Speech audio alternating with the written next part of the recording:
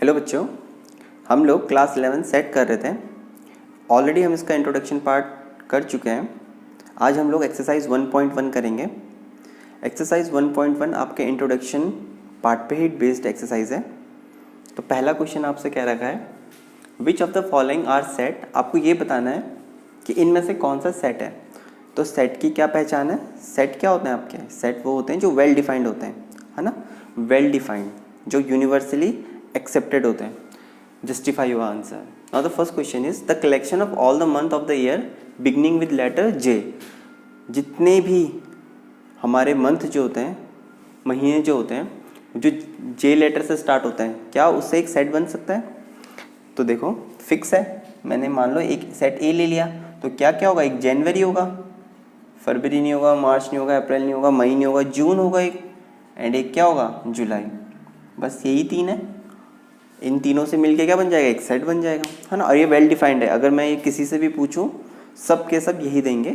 मैं बोलूँगा जे वर्ड से स्टार्ट होने वाले लेटर का नाम दे दो, तो सब के सब यही सेट बनाएंगे, किसी के आंसर में वेरी नहीं करेगा। तो आपका फर्स्ट वाला तो सेट है, फर्स्ट वाले का आंसर यस आ जाएगा, ये सेट है। Now next, the collection of 10 most talented writer of India. Bharat के 10 मोस्ट टैलेंटेड राइटर। अब देखो मोस्ट टैलेंटेड तो हर पर्सन टू पर्सन वेरी करेगा, हर किसी के लिए टैलेंट का पैमाना अलग होगा, है ना। तो इसमें जो ये वर्ड है मोस्ट टैलेंटेड, ये वेरी करेगा पर्सन टू पर्सन, ठीक है। हर किसी को एक तरह की बुकें पसंद नहीं आती होगी, so this is not a set. Now the third question is a team of 11 best cricket batsman of the world. तो वर्ल्ड के बेस्ट 11 बैट्समैन। तो देखो इसका आंसर भी क्या है, हर किसी का अलग अलग हो सकता है। अगर मैं किसी को भी लिस्ट बनाने के लिए कहूँ, सबका आंसर एक जैसा नहीं आएगा, सबके लिए बेस्ट की डेफिनेशन अलग होगी, ठीक है। तो again this is not a set, this is not a set. इसमें बेस्ट को डिफाइन नहीं कर सकते आप, ये बेस्ट क्या है। Now the next question is the collection of all the boys in your class. आपके क्लास में जितने भी लड़के पढ़ते हैं, क्या वो एक सेट बनाते हैं? बिल्कुल वो एक सेट बनाते हैं। अगर मैं क्लास के किसी भी बच्चे से पूछूंगा कि यहाँ इस क्लास में जो बच्चे हैं, जो बॉयज़ हैं, उनका नाम आप लिख दो, तो सब के सब वही सेम नेम लिखेंगे। अगर वो उस क्लास में पढ़ते हैं और उस क्लास के बच्चों को जानते हैं, तो सारे बच्चे वही नाम देंगे, किसी के आंसर में कोई डिफरेंस नहीं आएगा, ठीक है। तो ये आपका सेट बनाएगा। Now question number 5, the collection of all the natural number less than 100। 100 से कम नंबर का कलेक्शन सेट बनाएगा क्या, नेचुरल नंबर का कलेक्शन?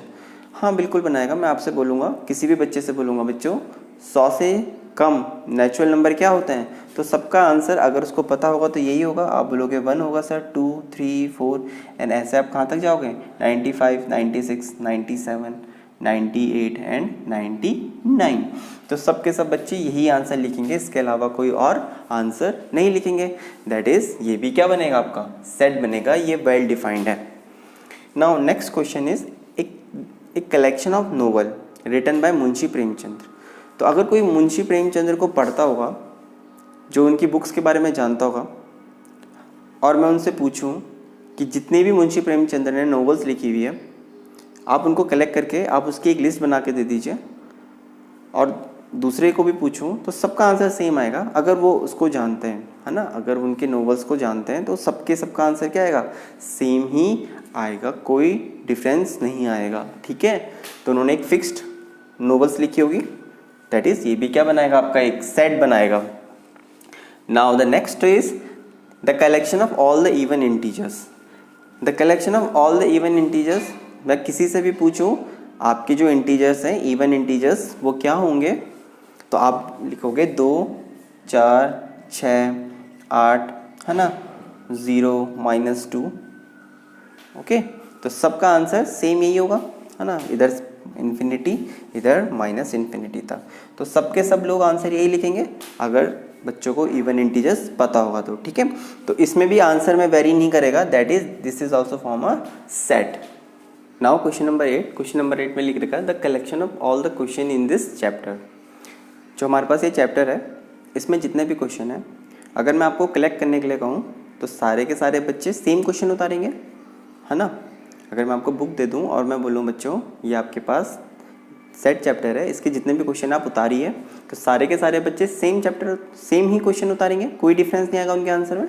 दैट इज ये भी क्या बनाएगा, एक सेट बनाएगा।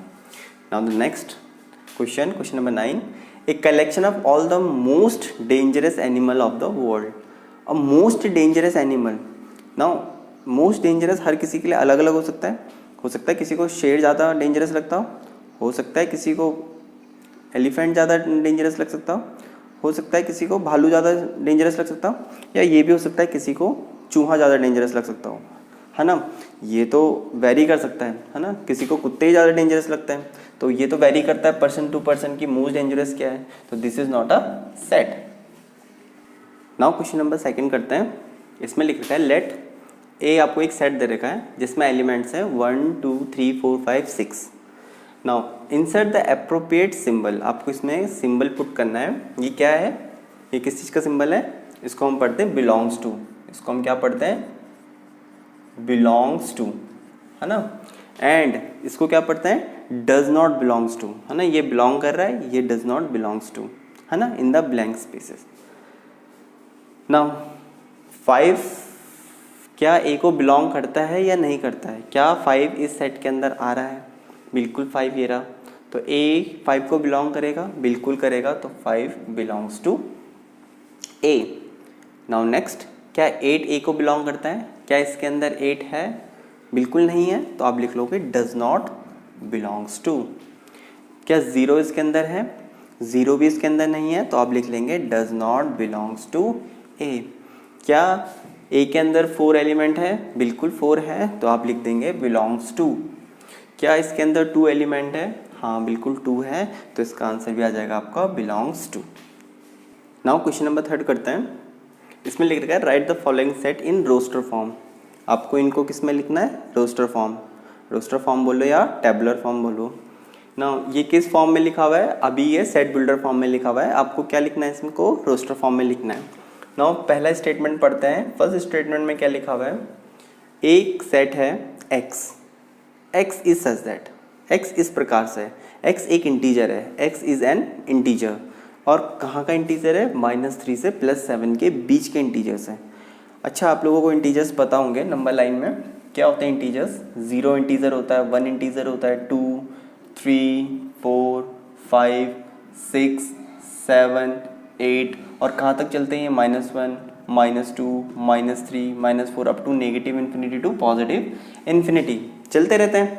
अब इसने क्या रखा है, x एक इंटीजर है, और कहाँ से कहाँ, -3 से और 7 के -3 से बड़ा, तो -3 से बड़ा इंटीजर क्या है, जस्ट ये है ना, -3 से अगला बड़ा इंटीजर क्या है, यहाँ 2, ठीक है। और उसके बाद 7 ये रहा, 7 से छोटा इंटीजर क्या है, ये 6, तो यानी ये सारे के सारे इंटीजर्स क्या है आपके आंसर है ना। 3 से बड़े इंटीजर ये रहे, 7 से छोटे इंटीजर ये रहे, तो बताओ क्या आंसर आ जाएगा इसका आंसर आ जाएगा -2, है ना। 3 से बड़ा इंटीजर क्या आता है, -2 -1 0 1 2 3 4 5 6 7 तो नहीं आएगा, क्योंकि 7 से छोटा इंटीजर सिर्फ 6 ही होता है, तो ये आपका फर्स्ट वाले का आंसर आ जाएगा।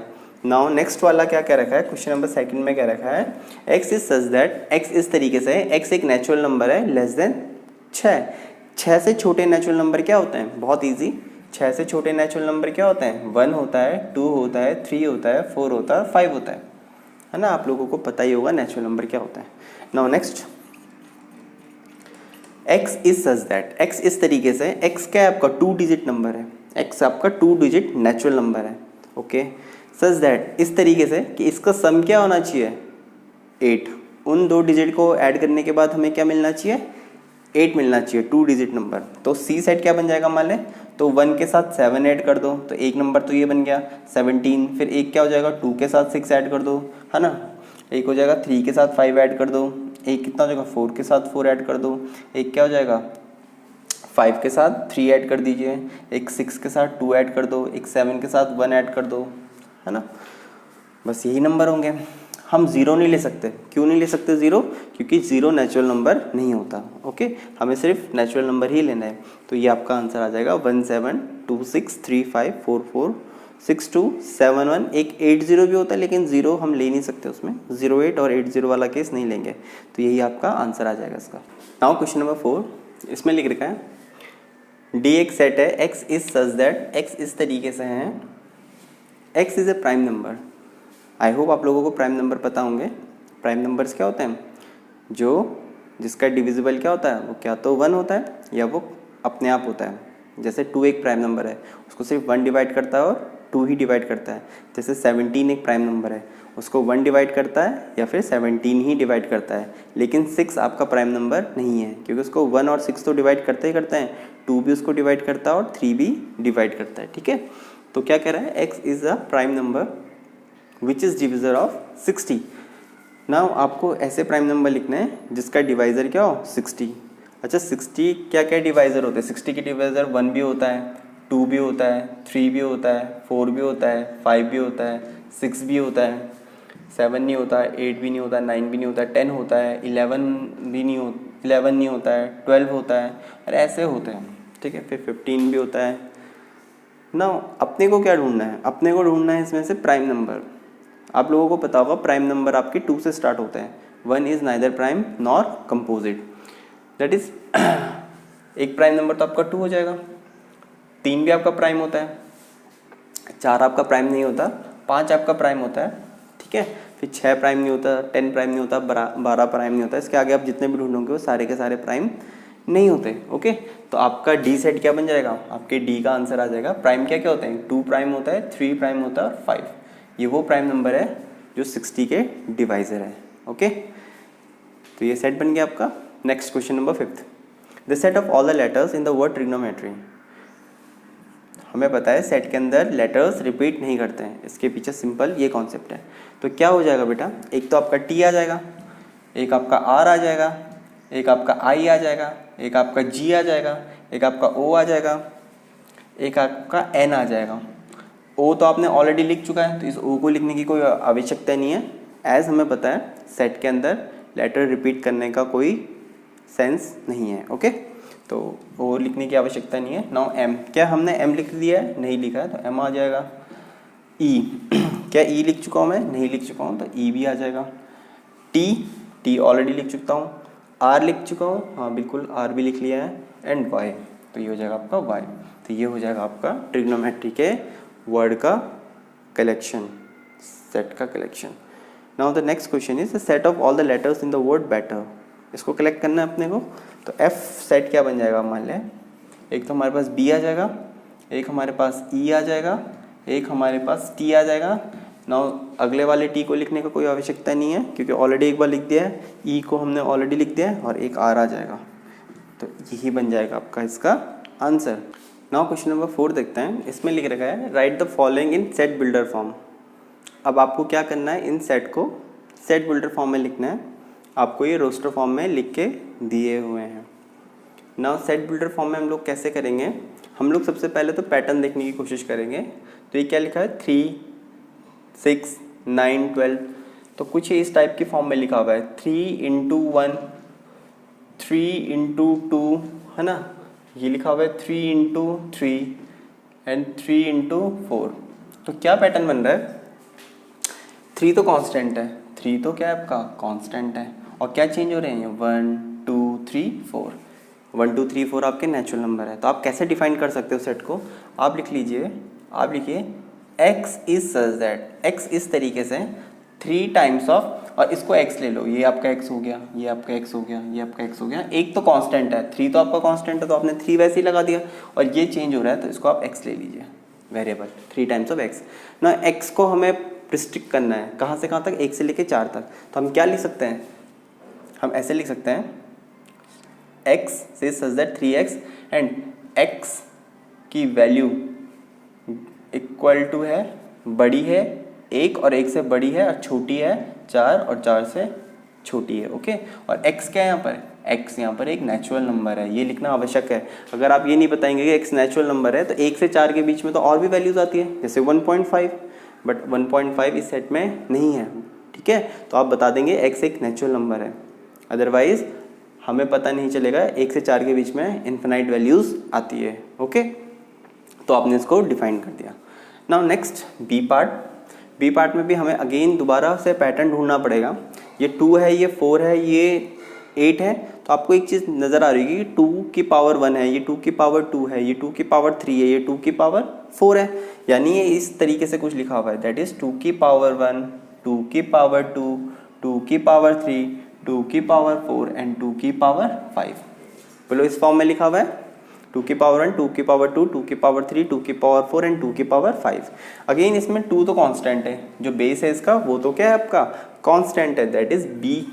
आप क्या लिख लोगे, बी सेट क्या बन जाएगा आपके लिए, आप लिखोगे x is such that, x इस तरीके से 2 की पावर x लिख दो, है ना। 2 तो कांस्टेंट है और वेरिएबल क्या है आपके पास, x आपके पास वेरिएबल हो जाएगा। और ना आपको x को रिस्ट्रिक्ट करना है, कहाँ से कहाँ तक, 1 2 3 4 5, सिर्फ 5 लिखना है। तो आप क्या लिख लीजिए, आप लिख लीजिए यहाँ पर x की वैल्यू 1 और 1 से बड़ी और 5 से छोटी। ना अगेन आपको क्या करना है, सिर्फ 1 2 3 4 5 ही दिखाना है। तो आप बोल दीजिए कि यहाँ पर x क्या होगा, एक नेचुरल नंबर होगा, उसके अलावा कुछ नहीं होगा। Okay, now next question number C. इसमें क्या पैटर्न है, आप देखोगे 5 की पावर 1 है, ये 5 की पावर 2 है, ये 5 की पावर 3 है। दैट इज आप इसको इस फॉर्म में लिख सकते हो 5 की पावर 1, 5 की पावर 2, 5 की पावर 3, 5 की पावर 4। लिख सकते हैं आप इसको ऐसे। तो बताओ क्या लिख लेंगे आप लोग, लिखेंगे C set x is such that, क्या कांस्टेंट है, 5 कांस्टेंट है और इसकी पावर चेंज हो रही है, तो आप लिख देंगे 5 की पावर x। x को कहाँ से कहाँ रिस्ट्रिक्ट करना है, x की वैल्यू 1 से तो बड़ी है लेकिन 4 से छोटी है ना। इक्वल टू का साइन लगा दिया, यानी 1 भी इंक्लूड है एंड 4 भी इंक्लूड है। नाउ हमें क्या करना है, हमें बताना है कि ये एक नेचुरल नंबर है, ठीक है, ये लिखना आवश्यक है। तो ये आपका इसका आंसर आ जाएगा। नाउ क्वेश्चन नंबर 4 देखते हैं। डी सेट दे रखा आपको 2 4 6, ठीक है। आपको इसको सेट बिल्डर फॉर्म में लिखना है। क्या पैटर्न है, पहली बात तो ये इन्फिनाइट सेट है एंड दूसरी बात क्या पैटर्न है इसके अंदर, ये लिख रखा है 2 की पावर 1, 2 की पावर 2, 2 की पावर 2, यहाँ पर 6 है, नहीं आप इसको ऐसे लिख लीजिए, पावर में नहीं लिखा हुआ है, ये लिखा हुआ है 2 इंटू 1, 2 इंटू 2, 2 इंटू 3, और ऐसे ये क्या कर रहा है, इन्फिनाइटली जा रहा है। दैट इज़ 2 तो आपके पास कांस्टेंट मिलेगा एंड 1 2 3 आपके पास क्या मिलेंगे, वेरिएबल मिलेंगे। तो आप क्या लिख लीजिए, डी सेट क्या हो जाएगा आपका, ये हो जाएगा x इज सच दैट, क्या हो जाएगा 2 टाइम्स 2 तो कांस्टेंट है x। नाउ सीधा आप ये लिख दीजिए x किसको बिलोंग कर रहा है, नेचुरल नंबर को। इस टाइम पे आपको रिस्ट्रिक्ट करने की कोई आवश्यकता ही नहीं, क्योंकि इसमें 1 भी है, 2 भी है, 3 भी है, 4 भी है, 5 भी है, 6 भी है। ये कहाँ तक जा रहा है, इन्फिनाइट तक, ठीक है। तो x सीधे लिखिएगा, x क्या है यहाँ पर नेचुरल नंबर, आप 1 डालोगे तो ये मिल जाएगा, 2 डालोगे तो ये मिल जाएगा, 3 डालेंगे तो ये मिल जाएगा। Okay, now the fifth part is e is equal to 14900। Now इसमें क्या पैटर्न बन रहा है हमारा, इसमें पैटर्न बन रहा है 1 2 3, ये सब क्या है, ये स्क्वायर्स हैं, 1 का स्क्वायर, 2 का स्क्वायर, 3 का स्क्वायर, और कहाँ तक जा रहा है ये 10 का स्क्वायर तक। ये फिनाइट सेट है, हमको इसकी लास्ट एलिमेंट मिल रहा है, ये फिनाइट है हमारे पास। ओके, इसका मतलब इसका जो पावर है वो तो सेम है, लेकिन जो वेरिएबल जो नीचे वाले बेस है वो क्या हो रहा है, वो चेंज हो रहा है। तो हम ई सेट को कैसे डिफाइन कर सकते हैं, हम लिख सकते हैं यहाँ पर x इज सच दैट, नीचे वाला चेंज हो रहा है, दैट इज इसको x लिख लीजिए, इसकी पावर क्या है 2, x की पावर 2। नाउ नीचे वाला क्या है, हमें रिस्ट्रिक्ट करना है ना, कहाँ से कहाँ तक, 1 से लेके 10 तक। तो हम लोग क्या लिख लेंगे, x की वैल्यू 1 और 1 से बड़ी है और छोटी है 10 से, है ना, 10 से क्या ये छोटी है, तो यहाँ पर लिख लेंगे 10 और 10 से छोटी। और यहाँ पर x क्या है, x आपका एक नेचुरल नंबर होगा और यही आपका आंसर हो जाएगा। नाउ क्वेश्चन नंबर 5 करते हैं। इसमें क्या रखा है, list all the element of the following set. आपको इन सेट का जो एलिमेंट है उसका लिस्ट बनानी है। Now first one is x is such that, x इस तरीके से, x is an odd natural number. x आपके पास ऑड नेचुरल नंबर है, बहुत इजी, ये हर कोई ले सकता है। ऑड नेचुरल नंबर क्या होता है, 1 ऑड होता है, 3 ऑड होता है, 5 ऑड होता है, 6 7 ऑड होता है, और ये सारे ऑड नेचुरल नंबर है और ये एक इन्फिनाइट सेट बनेगा। Now next part is B set है x is such that x is an integer. यहाँ पर x क्या है, एक इंटीजर है, ध्यान रखना x एक इंटीजर है और x की वैल्यू -1.2, -1.2 का मतलब होता है -0.5, x की वैल्यू 9.2, 9/2 का मतलब होता है 4.5, तो x एक इंटीजर है। अच्छा जरा समझते हैं इसको, ये आपका हो गया -0.5, इसके बाद क्या होगा, यहाँ पर आपका 0 लिखा होगा, यहाँ पर क्या लिखा होगा आपका 1, यहाँ पर 2, यहाँ पर 3, यहाँ पर 4, यहाँ पर है आपका 4.5। ये कह रहा है 0.5 से 0.5 और 4.5 के बीच में जितने भी इंटीजर है उसको उठा लीजिए। तो क्या इंटीजर है, 0 1 2 3 4, तो क्या आंसर आ जाएगा आप लोगों का, बी सेट बन जाएगा आपका 0 1 2 3 एंड 4, ये आपका इसका आंसर आ जाएगा। नाउ सी पार्ट में क्या रखा है हमें, सी सेट है x square is such that x is an integer, x यहाँ पर क्या है, इंटीजर है, और हमें यहाँ पर एक इनइक्वालिटी दे रखी है, x square is less than and equal to 4, x square is less than and equal to 4, that is x square, यहाँ से ये क्या होगा plus minus square root of 4। आपको पता होगा या नहीं है तो आप ये बात ध्यान रखना, अगर x square is equal to 4 है तो एक्स की वैल्यू क्या होती है, एक्स की value plus minus under root of 4, that is x की दो वैल्यूज आएंगी, एक तो +2 आएगी, एक -2 आएगी, लेकिन x square x is equal to √4 है तो इसका सिर्फ एक ही आंसर आएगा, दैट इज +2। ओके, तो इसके इस इक्वेशन के तो दो आंसर है, x square is equal to 4 के कितने आंसर है, दो आंसर है, एक 2 इसका आंसर है, एक -2 इसका आंसर है ना। 2 की पावर 2 भी कितना होता है, 4 होता है, -2 की पावर 2 भी कितना होता है, 4, -2 इंटू -2 कितना हो जाएगा 4। तो इस इक्वेशन के दो आंसर है, बस इस वाली इक्वेशन का सिर्फ एक ही आंसर है, क्योंकि स्क्वायर रूट ऑफ 4 कितना होता है, सिर्फ 2 होता है, -2 नहीं होता है ना, अंडर रूट के अंदर नेगेटिव वैल्यूज़ नहीं आती है। ओके, तो अब हम लोग इस बात से समझते हैं, तो x की वैल्यू क्या आ जाएगी यहाँ पर, x की वैल्यू आ जाएगी आपकी +-2, यानी x वो इंटीजर है जिसकी वैल्यूज़ +2 से -2 के बीच में है, +2 से -2 के बीच में है, और इसमें +2 भी इंक्लूड होगा और -2 भी इंक्लूड होगा। तो बताओ सी सेट क्या हो जाएगा, -2 भी इंक्लूड होगा, -2 के बाद अगला इंटीजर -1 आता है, फिर 0 आता है, फिर 1 आता है, और +2 भी इंटीजर होगा, +2 भी इंक्लूड है, दैट इज़ यही आपका इसका आंसर आ जाएगा। नाउ क्वेश्चन नंबर 5 का 4th पार्ट देखते हैं। लिखा हुआ है डी सेट जो दे रखा है, D is such that x is a letter in the word loyal. ठीक है, तो डी सेट क्या बन जाएगा, क्या कलेक्शन हो जाएगा, एल आ जाएगा, ओ आ जाएगा, वाई आ जाएगा, ए आ जाएगा, और एल तो ऑलरेडी हम लिख चुके हैं तो ये बन जाएगा। नाउ 5th पार्ट ई सेट दे रखा है X is a month of year not having 31 days.